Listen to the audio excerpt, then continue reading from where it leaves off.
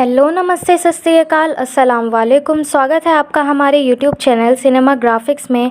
और आज मैं हाज़िर हूँ एक नई मूवी की एक्सप्लेनेशन लेकर जिसका नाम है लाइफ आफ्टर डेथ। ये मूवी 2014 में रिलीज़ हुई थी, जो कि एक हॉरर रोमांस फिल्म है और इसकी IMDb रेटिंग है 5.7 आउट ऑफ 10 और इसके डायरेक्टर हैं जेफ बेना। अगर आपको ये हिंदी एक्सप्लेनेशन अच्छी लगे तो वीडियो को लाइक, शेयर, कमेंट करना मत भूलिएगा। और अगर चैनल पे नए हैं तो चैनल को सब्सक्राइब कर लीजिए और बेल आइकन को भी ज़रूर प्रेस कर दीजिएगा ताकि हमारे वीडियोस की हर नोटिफिकेशन आपके पास सबसे पहले आए। और हमारी इंस्टाग्राम आईडी की लिंक भी आपको डिस्क्रिप्शन बॉक्स में मिल जाएगी, तो जाइए और उसे फॉलो कीजिए ताकि हमारे वीडियोस की हर अपडेट्स आपको वहाँ पर भी मिलती रहे। तो चलिए चलते हैं मूवी की तरफ। मूवी की स्टार्टिंग में हमें दिखाया जाता है कि एक अकेली लड़की हाइकिंग पर गई हुई थी जिसका नाम था बेथ, और उसके BF का नाम था जैक, जो कि अब हमें दिखाया जाता है बेथ के घर जाते हुए जहां पर बेथ का फ्यूनरल था। मतलब उस हाइकिंग के दौरान बेथ की मौत हो चुकी थी। क्योंकि जैक बेथ से बहुत ज़्यादा प्यार करता था, इसलिए उसके जाने के बाद उसे कुछ भी अच्छा नहीं लगता और हमेशा वो उसको याद करता रहता था और उसके पेरेंट्स से मिलने भी जाता था। जैक जब बेथ के पेरेंट्स से मिलने उनके घर जाता है तो वो देखता है कि उनकी मेड पियरलाइन वहाँ से गुस्से में जा रही होती है। मोरी उसे रोकने की कोशिश करता है, जो कि बेथ का डैड था, लेकिन पियरलाइन नहीं मानती और वहाँ से चली जाती है। तब मोरी जैक को लेकर घर के अंदर जाता है और दोनों बैठकर बेथ के बारे में बातें करने लगते हैं। तब जैक मोरी को बताता है कि कुछ टाइम से बेथ और जैक का रिलेशन अच्छा नहीं चल रहा था और जैक और मोरी चेस खेलने लगते हैं, लेकिन जैक का उसमें भी कोई भी फोकस नहीं होता। अब जैक अपने घर वापस जाने लगता है, लेकिन वहाँ पर जीनी, जो कि बेथ की मॉम थी, उसे बेथ का स्कार्फ दे देती है और इसी के साथ जैक अपने घर जाता है। अब जैक डेली टाइम स्पेंड करने जाता था बेथ के पेरेंट्स के साथ, लेकिन जैक के पेरेंट्स को ये सब बिल्कुल भी अच्छा नहीं लग रहा था, क्योंकि उन्हें लगता था कि वो बेथ के बारे में कुछ ज़्यादा ही सोच रहा है। अब हम देखते हैं कि जैक एक दिन बेथ के पेरेंट्स से मिलने जाता है, लेकिन घर के अंदर से उसे कुछ आवाज़ें सुनाई देती हैं, लेकिन उसे कोई भी रिस्पॉन्स नहीं मिलता। जब वो दरवाज़ा खोलने के लिए बोलता है, वो थोड़ा अपसेट भी हो जाता है और विंडो से झाँकने लगता है। तब उसे अंदर बेथ दिखाई देती है। वो हैरान हो जाता है और दरवाज़ा खोलने के लिए चिल्लाने लगता है। अब हम देखते हैं कि वहाँ पर जैक का भाई काइल भी आ जाता है, जो कि एक सिक्योरिटी ऑफिसर था। जैक उसे सारी बातें बताता है और कहता है कि बेथ अभी भी ज़िंदा है, वो मरी नहीं है। लेकिन काइल मोरी से पूछता है कि क्या सब ठीक है। तब मोरी अंदर से जवाब देता है कि सब कुछ ठीक है।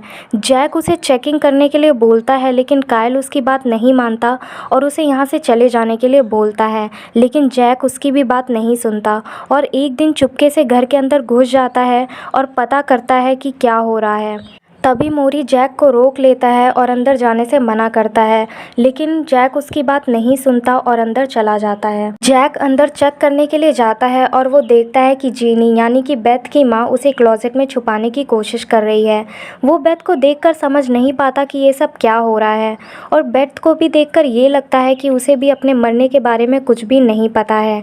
तब जैक मोरी से पूछता है कि ये सब क्या हो रहा है, लेकिन मोरी उसे कुछ भी नहीं बताता और उनके बीच बहस हो जाती है और जैक वहाँ से गुस्से में चला जाता है, क्योंकि उसे ऐसा लगता है कि बेथ उससे दूर जाना चाहती थी। दैट्स वाई वो अपने मरने का नाटक कर रही थी। अब जैक अपने घर जाता है और अपने पेरेंट्स को ज़िंदा होने की बात बताता है कि बेथ अभी भी ज़िंदा है, लेकिन उसके पेरेंट्स उसकी बात पर यकीन नहीं करते। अगले दिन बेथ की कब्र के पास जैक जाता है और देखता है कि उसकी कब्र में एक बहुत बड़ा सा होल है और उसे ऐसा देखकर लग रहा था जैसे कि उस कब्र को तोड़कर कोई बाहर आया हो।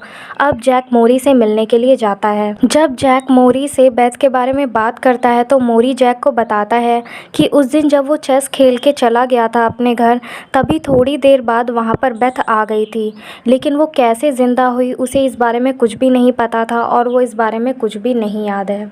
तभी वहाँ पर जीनी आ जाती है और उन लोगों में बहस होने लगती है और बेथ भी वहीं पर आ जाती है, जो कि जैक को देखकर काफ़ी खुश हो जाती है और उसे बात करने के लिए ले जाती है अपने साथ और कहती है कि तुम इतना अजीब क्यों बिहेव कर रहे हो।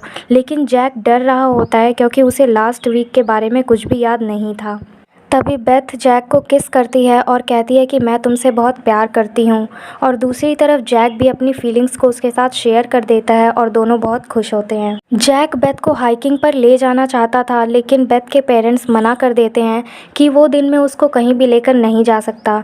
तो अब हम देखते हैं कि वो लोग स्विमिंग पूल के पास बैठे हुए थे और बातें कर रहे थे।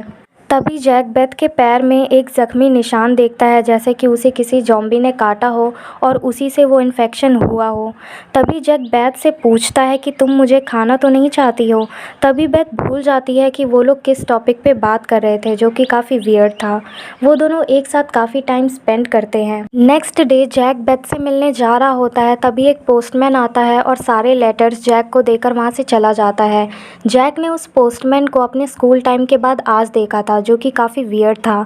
अब जैक मोरी से मिलता है और कहता है कि हमें बेथ को उसकी डेथ की बात बता देनी चाहिए, जिस पर मोरी मना करता है कि वो अपसेट हो जाएगी। लेकिन बेथ वहीं पर आ जाती है और वो हाइक पर जाना चाहती थी, जिस पर मोरी मना करता है। लेकिन इसके बावजूद भी जैक और बेथ पार्क में जाते हैं और वहाँ मेकआउट करते हैं और काफ़ी अच्छा टाइम स्पेंड करते हैं। अचानक से बेथ के फेस में कुछ अजीब से स्कार्स आने लगते हैं और जब वो घर लौटती है तो मोरी उसके स्कार्स को देखकर जैक पर गुस्सा होने लगता है कि वो दिन में उसे बाहर लेकर क्यों गया था। तभी जैक मोरी से कहता है कि उन्हें बेथ को बता देना चाहिए डेथ वाली बात, लेकिन मोरी मना करता है और इसी बात पर जैक और मोरी की बहस हो जाती है, जिस पर मोरी उसे जाने के लिए बोलता है और कहता है बेथ से दूर रहो। लेकिन जैक उसकी बात नहीं मानता और रात में छुप के बेथ से मिलने आता है और उसे सरप्राइज़ देता है बीच पर ले जाकर। वहाँ बीच में वो उसके लिए गाना गाता है, लेकिन सडनली बेथ का मूड स्विंग होने लगता है और उसे सॉन्ग इरिटेट करने लगता है। वो गुस्सा हो जाती है और वहाँ की चीज़ें तोड़ने फोड़ने लगती है, लेकिन थोड़ी देर में वो नॉर्मल भी हो जाती है। जैक बेथ को रिलैक्स फील कराने की कोशिश करता है, लेकिन वो बहुत गुस्से में होती है और वो जैक को उठाकर फेंक देती है। लेकिन तब भी जैक बेथ को शांत कराकर कार में बिठा देता है। लेकिन वहाँ पर रेडियो में म्यूज़िक बज रहा था, जिसे सुनकर बेथ बहुत रिलैक्स फील करती है। अब जैक उसे अपने घर ले जाता है, जहाँ पर बेथ उसके साथ इंटीमेट होना चाहती थी, लेकिन जैक मना करता है क्योंकि वो बहुत ही अजीब बिहेव कर रही थी। लेकिन बेथ उसके साथ ज़बरदस्ती इंटीमेट होने की कोशिश करती है, लेकिन किसी तरह से जैक बहाना बनाकर वहाँ से निकल लेता है। अब हमें नेक्स्ट सीन में जैक को दिखाया जाता है, जो कि नेक्स्ट डे एरिका से मिलता है रेस्टोरेंट में, जो कि उसकी बचपन की दोस्त होती है। और उसके मॉम के कहने पर वो यहाँ मिल रहे होते हैं, क्योंकि उसकी मॉम चाहती थी कि वो मूव ऑन कर ले, इसलिए उसने एरिका को उससे मिलने भेजा होता है। वो दोनों आपस में बात कर रहे होते हैं, तभी ओनर वहाँ का अजीब बिहेव करने लगता है। तब जैक एरिका से बोलता है कि क्या तुम गौर कर रही हो कि मरे हुए लोग ज़िंदा हो रहे हैं। लेकिन ये बात एरिका को बिल्कुल भी समझ में नहीं आती। अब जब एरिका और जैक कार में बैठकर निकल रहे थे, तभी जैक की गाड़ी के सामने बेथ आ जाती है और बेथ के ऊपर गाड़ी चढ़ जाती है। तभी जैक उतर के उसे नीचे से निकालता है, लेकिन बेथ को कुछ भी नहीं हुआ था। वो जैक से बातें करने लगती है। तभी एरिका भी वहाँ पर आकर जैक से बातें करने लगती है और बेथ को पता चल जाता है कि वो दूसरी लड़की के साथ घूम रहा था। तभी जैक बेथ को समझाने की कोशिश करता है कि ये मेरे बचपन की दोस्त है। एरिका को वो बताता है कि ये बेथ है, पर बेथ कंफ्यूज हो जाती है, क्योंकि वो कहती है कि तुम्हारी मॉम ने तो कहा था कि बेथ मर चुकी है, जिस पर उन लोगों की बहस होती है। और बेथ भाप जाती है कि जैक उससे कुछ तो छुपा रहा है। वो पूछती है कि तुम मुझसे क्या छुपा रहे हो। इस बात पर जैक बेथ को बेथ की कब्र के पास ले जाता है और बताता है कि जब तुम अकेले हाइकिंग पर गई थी, वहाँ पर तुम्हें एक सांप ने काट लिया था, जिसकी वजह से तुम मर चुकी थी, और अब तुम वापस लौट आई हो, वो भी ज़िंदा। जिस बात पर बेथ थोड़ी अपसेट हो जाती है, क्योंकि ये नामुमकिन था। जैक बेथ से कहता है तुम पहली जैसी अब नहीं रही हो, तुम छोटी छोटी बातों पर बहुत ज़्यादा अग्रेसिव होती हो और अब मैं तुम्हारे साथ नहीं रह सकता। बेथ बहुत ज़्यादा गुस्सा हो जाती है और जैक की कार लेकर अपने घर चली जाती है। जैक भी अब अपने घर वापस चला जाता है, जहाँ पर वो देखता है कि उसके दादाजी भी ज़िंदा वापस आ चुके हैं, जिन्हें काइल शूट करना चाहता था, लेकिन उसके पेरेंट्स उसे रोक रहे थे, जिस बात पर ये लोग बहुत ज़्यादा परेशान हो रहे थे। अब वो लोग देखते हैं कि उस घर के पुराने ओनर भी अब ज़िंदा होकर वापस आ जाते हैं, जिससे सिचुएशन और भी ज़्यादा ख़राब हो जाती है। जैक जैक अपनी फैमिली को वहाँ से जाने के लिए बोलता है और वो मोरी को कॉल भी करता है और अपने ग्रैंडफादर और ओनर वाली बात उन्हें बताता है और मिलने को बोलता है। जैक और मोरी मिलते हैं। तब मोरी कहता है कि तुम्हें बेथ से कहना होगा कि वो मरी नहीं थी। तब जैक कहता है कि ये सब पियरलाइन का किया हुआ है और वही ये सब ठीक कर सकती है, हमें उसके पास जाना होगा, जिसके लिए मोरी मना करता है। जैक कहता है कि उसका एड्रेस दे दो, तभी मैं जाकर बेथ से बात करूँगा, जिसके लिए फिर मोरी मान जाता है। अब मोरी और जैक घर जाते हैं बेथ से बात करने के लिए, लेकिन वो लोग घर पहुंचकर देखते हैं कि बेथ उनके सामने ही एक आदमी को मार डालती है जान से, जिसे देखकर जैक काफ़ी ज़्यादा डर जाता है और उससे बात नहीं करना चाहता, क्योंकि वो बहुत ज़्यादा उस वक्त गुस्से में थी। बेथ बहुत ज़्यादा तोड़फोड़ कर रही होती है, लेकिन किसी तरह से जैक जीनी से पियरलाइन का एड्रेस ले लेता है और उस एड्रेस पर जाने के लिए अपनी कार के पास जाता है, लेकिन उसके कार में बेथ आकर बैठ जाती है और उसे भी वो साथ ले जाना पड़ता है। तभी वो लोग जब एड्रेस में पहुंच जाते हैं तो जैक बेथ को वेट करने के लिए बोलता है और अंदर जाता है, लेकिन उसे वहां पर पियरलाइन नहीं मिलती। तब पियरलाइन का कज़न जैक को बताता है कि वो यहाँ से बहुत पहले ही जा चुकी है और वो कहता है कि ज़ॉम्बीज़ से उसका कोई भी कनेक्शन नहीं है।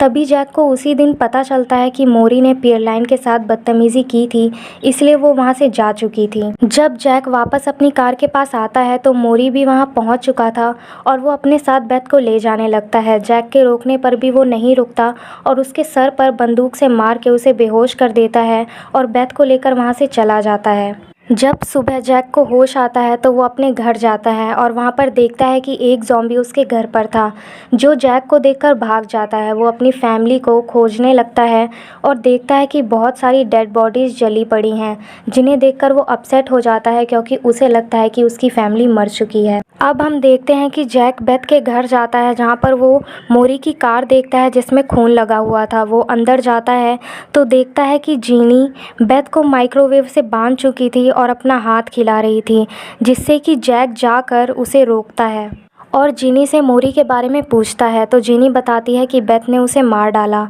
और वो कहता है जीनी से वहाँ से जाने के लिए।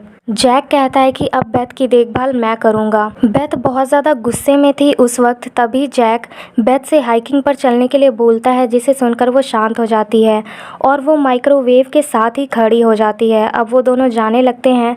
तभी बाहर जैक का भाई कायल आ जाता है और बेथ को शूट करने वाला होता है, लेकिन जैक उसे रोक देता है और पूछता है कि मॉम डैड कहाँ हैं, जिस पर कायल बताता है कि वो लोग सुरक्षित हैं और वो जो डेड बॉडीज़ थी वो ज़ॉम्बीज़ की थी, जिन्हें मैंने शूट किया था।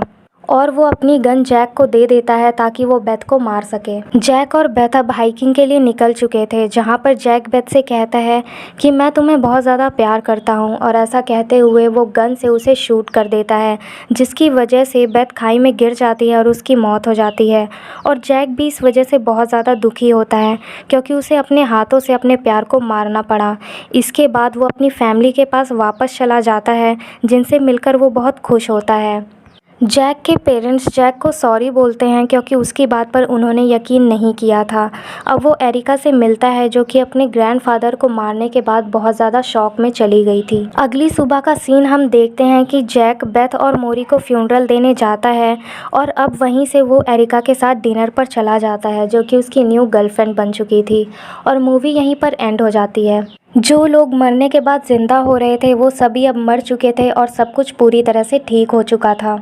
और जैक भी अपनी लाइफ में एरिका के साथ मूव ऑन हो चुका था, यानी हैप्पी एंडिंग हो चुकी थी। अगर आपको ये हिंदी एक्सप्लेनेशन अच्छी लगी हो तो वीडियो को लाइक शेयर कमेंट करना मत भूलिएगा। और अगर चैनल पे नए हैं तो चैनल को सब्सक्राइब कर लीजिए और बेल आइकन को भी ज़रूर प्रेस कर दीजिएगा, ताकि हमारे वीडियोस की हर नोटिफिकेशन आपके पास सबसे पहले पहुँचे। और हमारी इंस्टाग्राम ID की लिंक भी आपको डिस्क्रिप्शन बॉक्स में मिल जाएगी, तो जाइए और उसे फॉलो कीजिए, ताकि हमारे वीडियोज़ की अपडेट्स आपको वहाँ पर भी मिलती रहे। Thank you.